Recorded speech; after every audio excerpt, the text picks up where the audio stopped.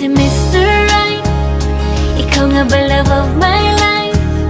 Ikaw nga ba ang icing sa ibabaw ng cupcake ko? Ikaw nga ba si Mr.